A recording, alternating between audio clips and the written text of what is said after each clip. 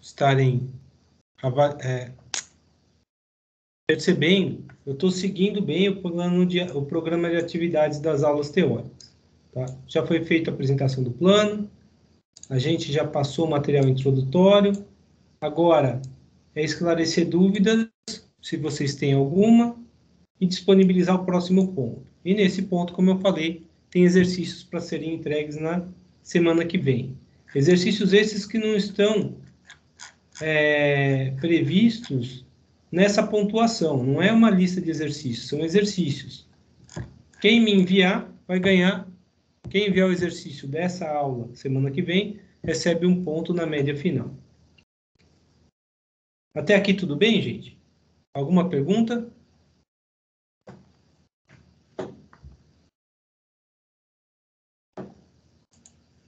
Bem, na parte introdutória, vocês tiveram alguma dúvida? Vocês assistiram essa aula aqui? Ou simplesmente só assistiram a aula semana passada e não assistiram o material que foi disponibilizado? Quem quiser não responder, não precisa. Fala, Rafael. Eu assisti, mas tá bem tranquilo. A parte introdutória mesmo. Beleza. Se alguém tiver alguma dúvida, pode me perguntar agora ou mandar pergunta via chat. O material que a gente tem agora é de protocolos determinísticos e não determinísticos. Se vocês olharem, a gente começa onde terminou a aula introdutória. Como é que uma colisão vai interferir no sistema em tempo real? E por que ocorre colisão de dados? Tá? A resposta é porque a gente está usando um meio de comunicação único para todo mundo. E aí tem que gerenciar o uso desse meio. Tá? Tem várias formas de gerenciar isso. Aceitando que ocorra colisão. E aí são os protocolos não determinísticos, porque eu não sei se vai haver colisão. Então, a colisão é uma questão estatística. Há probabilidade de acontecer. Então, a probabilidade de eu enviar uma mensagem em até tanto tempo. Sistema de controle em tempo real, sistema de tempo real, pode trabalhar com probabilidades, pessoal? O que é que vocês acham? É para trabalhar com probabilidades, é isso? Ou não? O sistema com certeza, professor. Não. O sistema em tempo real tem que garantir que os dados vão ser entregues em até determinado tempo. Isso é um sistema em tempo real. Porque é isso que garante o sincronismo das coisas. É claro que existe uma probabilidade do equipamento quebrar, mas não é disso que se trata. É garantir que, estando em funcionamento, ele vai entregar em determinado tempo, ou até determinado tempo.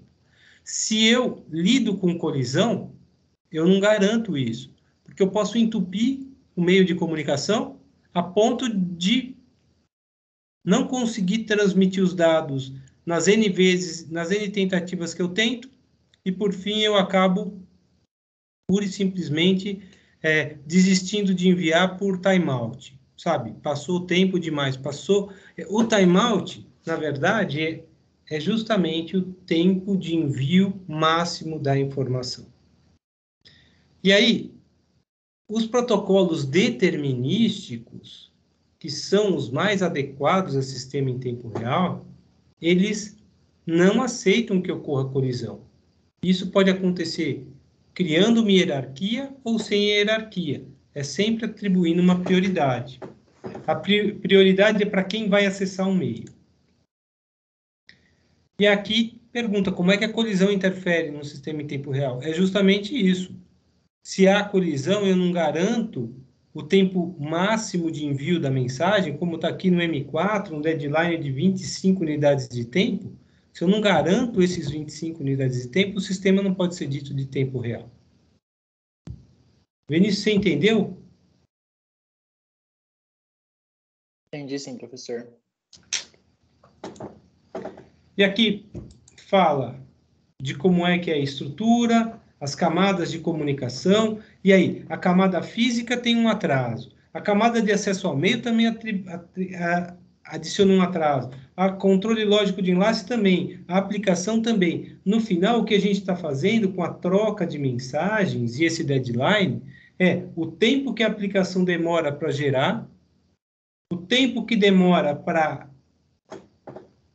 colocar na fila para o envio, acessar o e-mail, transmitir fisicamente, o outro receber a mensagem fisicamente, colocar na fila para enviar para a aplicação, essa fila acabar e a aplicação tratar aquela informação. Eu vou dar um exemplo claro.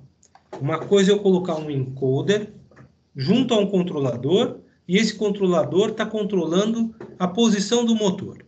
Motor de passo, por exemplo. O microcontrolador do controlador, microprocessador do controlador, é que está colhendo os dados num determinado momento, processando em outro e atuando em um terceiro momento. E esse ciclo de varredura, ele é menor o tempo do que o tempo de resposta que esse motor tem que ter no sistema físico como um todo. Agora, imagina que o encoder, ele está se comunicando sem fio. Então, eu tenho um microcontrolador tipo um XBee no encoder, sem fio ele manda para o controlador do sistema e o controlador manda uma mensagem sem fio para o motor que vai receber essa informação. O que acaba acontecendo aqui? Antes, as ligações eram diretas por cabo. Então, a conexão física faz com que a velocidade de troca de dados seja mais rápida e você garanta que você vai ler aquela entrada e naquela entrada está o encoder, vai acionar uma saída e naquela saída está o motor. Quando a gente coloca as comunicações nessa história, a gente vai acrescentando tempos de atraso. É o tempo de atraso para que a comunicação sem fio estabeleça entre o encoder e o microcontrolador e do microcontrolador até o motor. E esse tempo tem que garantir que todo o sistema a ser controlado reaja num prazo adequado. É por isso que se chama sistema em tempo real. E aqui está falando que o sistema tem que ter comportamento determinístico, tempo de reação conhecido, ou tempo máximo de envio de mensagem. E aqui está mostrando essas camadas no Arduino. Tá? Na verdade, está pedindo para identificar essas camadas. E o que a gente vê é um código aqui. Só que tem linhas do código que estão fazendo comunicação, tem linhas do código que estão organizando a comunicação. A primeira, o void setup é uma função interna. O serial begin estabelece que a comunicação serial aconteça numa taxa pré-determinada, 9.600 bits por segundo. A linha de baixo está falando qual que é a entrada que ele vai ler, porque é um input. E o push button está identificando que é a entrada 2. No programa principal, ele lê o valor da entrada do push button, coloca numa variável. Tem um tempo para isso acontecer dentro do Arduino. E no serial print ln, ele imprime essa informação no canal serial. Então, aqui eu tenho a troca de dados. Onde é que eu tenho a camada de enlace aqui? E onde eu tenho a camada de acesso ao meio?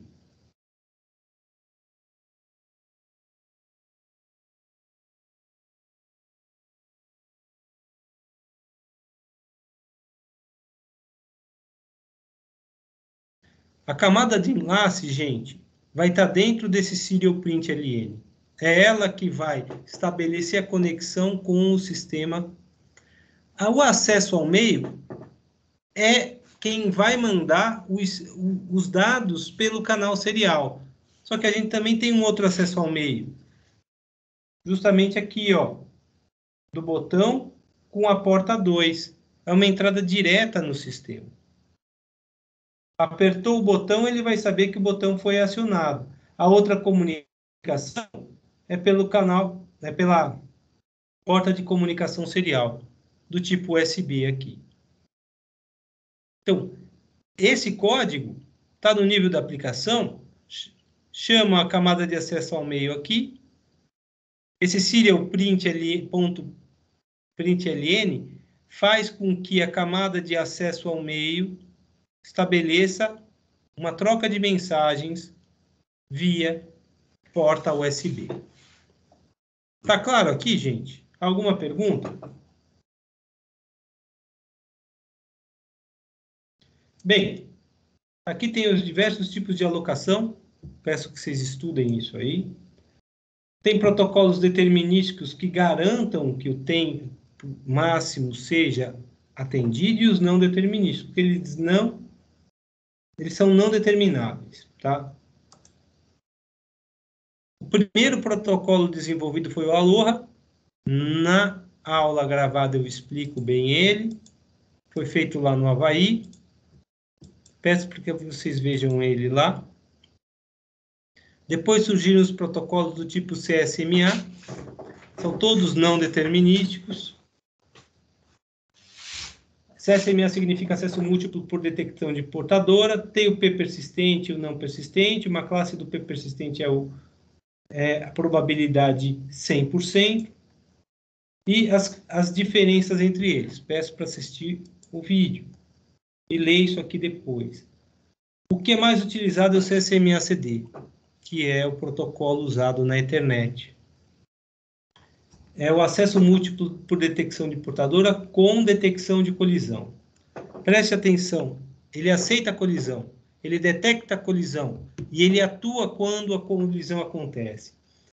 Esse protocolo, ele é um protocolo, eu diria para você, sem hierarquia, porque todas as estações têm a mesma prioridade.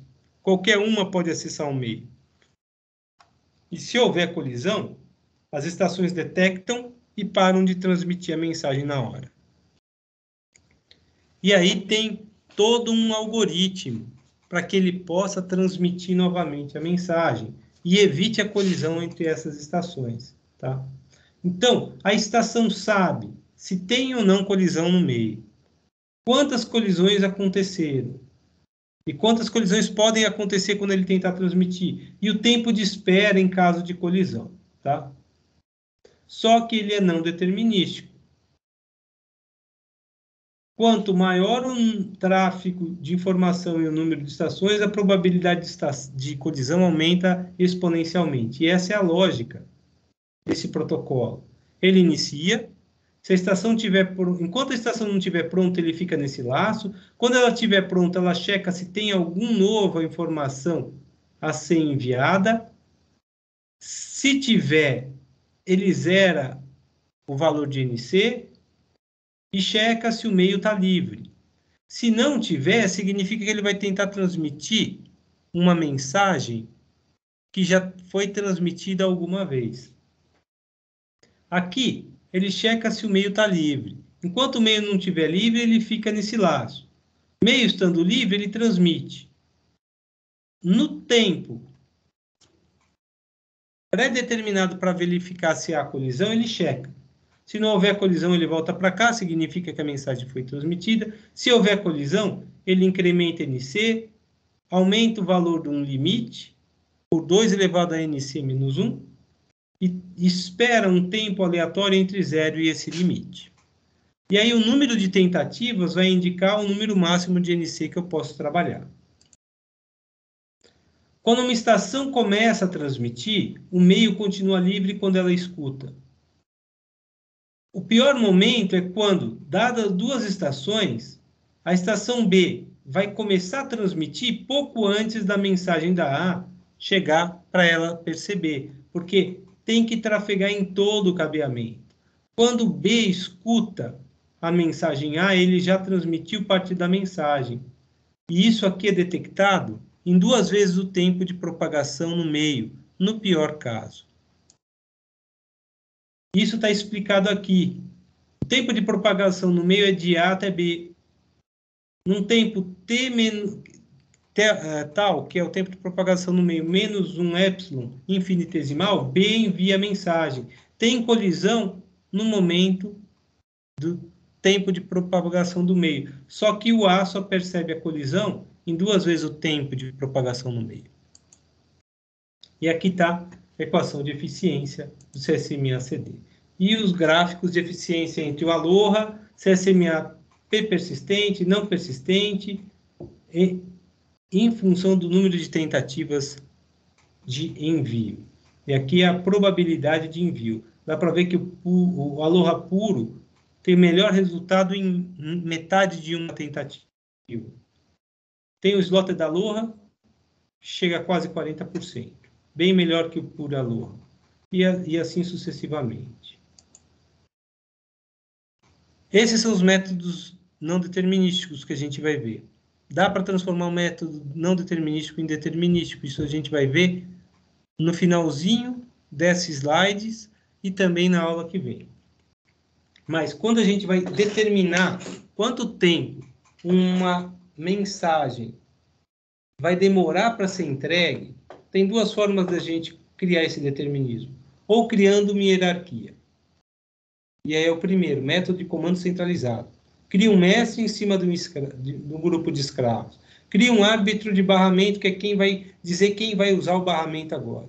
Ou método de comando distribuído. Dos 2, hoje em dia o mais interessante é o distribuído, porque você coloca a lógica em todos os elementos, todos os dispositivos, é a mesma lógica, e você não precisa ficar criando hierarquias entre eles. Há meios da gente criar hierarquia automaticamente, mas, normalmente, o método de comando distribuído ele é muito mais adequado aos tempos atuais. O mestre escravo a gente já está vendo, o mestre pergunta e o escravo responde. O escravo só responde ao seu mestre. Tem,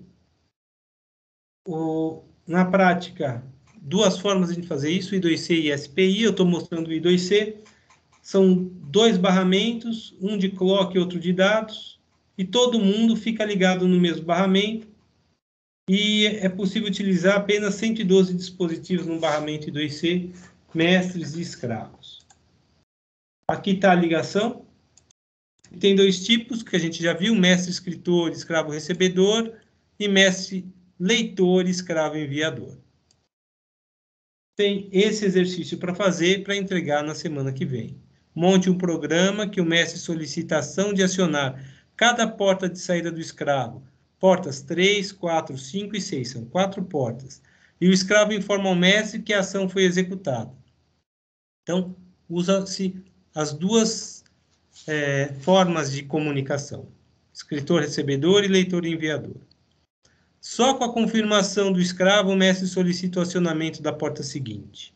Ao final, o mestre comanda o desligamento de cada porta na mesma sequência e acrescente um delay de 500 milissegundos após cada ação de comando. Então, é para fazer isso aqui para a aula que vem, valendo 1 ponto. Tem o token bus? Professor, Pois não. licença, só uma dúvida. Eu estava lendo a apostila essa manhã sobre mestre escravo e parece que tem 2 tipos, né? Um tipo em que há um mestre e outro tipo que há, por exemplo, mais de um mestre distribuído. Só que eu estava lendo e eu fiquei com dúvida porque ela dizia que cada escravo respondia somente ao seu mestre. Mas aí como é que funciona? Cada escravo realmente tem um mestre ou vai depender da solicitação ali, da demanda? É que o escravo tem um endereço. Quando eu tenho múltiplos mestres, o mestre tem que saber qual é o endereço do escravo, sabe? O escravo vai responder a qualquer mestre que mandar mensagem para o endereço dele, tá? Então, ele pode até ter mais do que um escravo, mas quando fala que o escravo só responde ao seu mestre, é que ele só vai responder a quem enviar mensagem para ele. Há casos em que eu consigo pegar no escravo e falar quem é o mestre, mas normalmente não é assim. Normalmente tem que estar no mesmo barramento, e aí quando a gente fala o barramento, é esse verde e azul que está aqui. Eu poderia colocar 112 elementos aqui, e quando o mestre envia uma mensagem, o escravo responde. É sempre assim. Eu não sei se eu te expliquei, Vinícius. Não, mas eu acho que é isso sim, professor. A questão é que não é que tem um mestre dedicado a um escravo ou a alguns escravos, mas ele só vai responder realmente, vai ser sempre pro mestre, né? Que fez ali a solicitação. Se você olhar esse código aqui, ó, qualquer um deles, você vai ver que o programa principal do escravo é sempre vazio. Tá vendo? Tem um delay de 100 milissegundos. E o void setup fala, toda vez que eu receber uma requisição, rode essa função, request event. E a função request event aqui está implementada, podia fazer qualquer coisa, mas quem é que manda a mensagem para ele? É o mestre. Quando é que ele manda? Quando ele manda esse comando wire.read. A mesma coisa acontece aqui. O void loop é vazio, termina aqui. E eu tenho, toda vez que for enviar alguma coisa, rode o receive event. Tá vendo? O receive event é uma função que vai mandar um wire.read para o nosso mestre. Então, esse cara está lendo as informações que esse cara mandou. Enquanto o outro, ele recebe uma informação que é o request event desse onRequest. Esse onRequest roda toda vez que o mestre manda um wire.read. E aqui, esse cara aqui vai ficar enviando mensagem para esse outro aqui, toda vez que recebe uma mensagem de wire.write do mestre escritor. Quem comanda é sempre o mestre, e através dessas funções. E a gente vê pelo código que esse cara é um escravo, porque ele não roda nada no seu laço principal.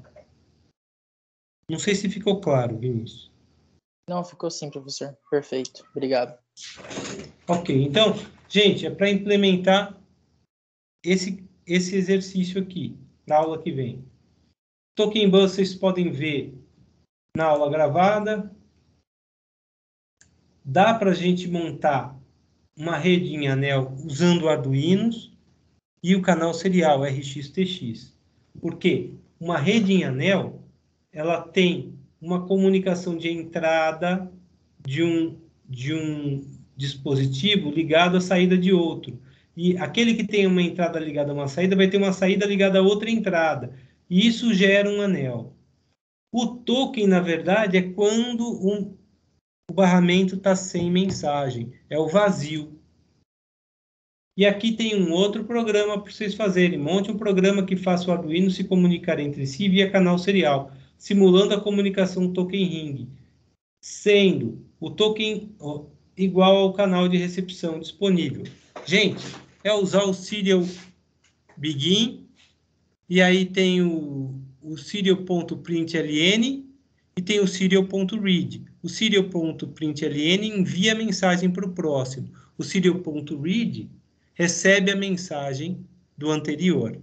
E assim, você monta um único código para que todo mundo, qualquer dispositivo com esse código possa se comunicar. Você só precisa saber quem é a estação anterior e quem é a próxima. Na verdade, você precisa saber o endereço de todos os dispositivos. Esse vai ser o endereço 0, 1 e 2, e tem que estruturar uma mensagem. Como é que essa mensagem vai ser estruturada aqui? Está livre, tá?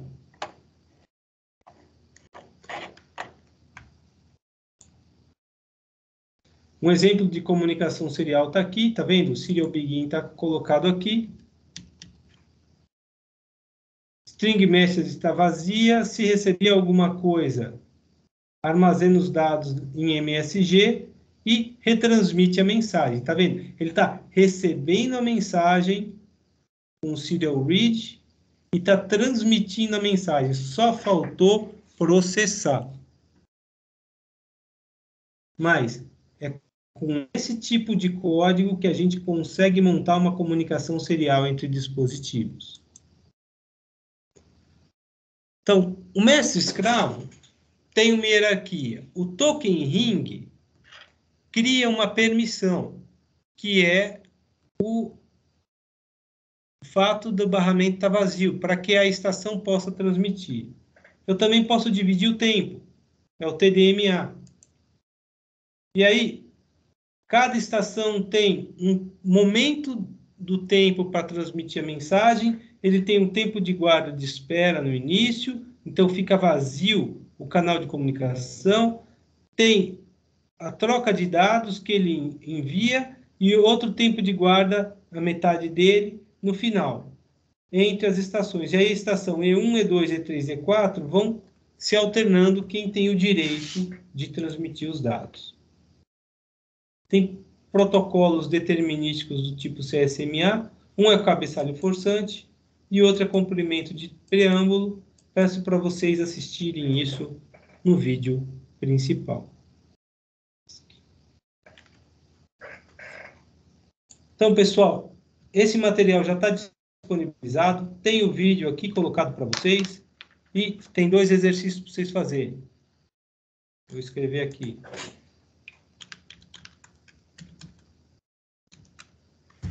Aí a gente manda por e-mail já o exercício? Pode mandar via Teams, tá?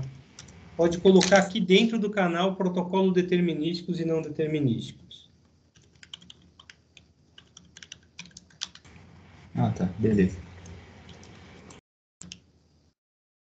Tá? Tá aqui. Entrega em 21/12/2021. Ótimo, pessoal. Então, apresentei o material para vocês hoje. Vocês têm tempo para assistir esse vídeo agora. Se tiver dúvida, me manda a mensagem. E semana que vem a gente resolve, eu mostro esses exercícios e disponibilizo a variante CSMA DCR para vocês. Ok? Tá joia, professor. Vocês não têm mais dúvida, gente? Não, por enquanto não. Obrigadão, professor. Do Tchau, jeito tchau. que tá, eu vou ter que passar a matéria inteira em uma aula, viu? Para a gente usar esse tempo que a gente tem aqui. Beleza, semana que vem a gente se vê, gente. Um abraço a todos. Estou parando a gravação. Falou, professor.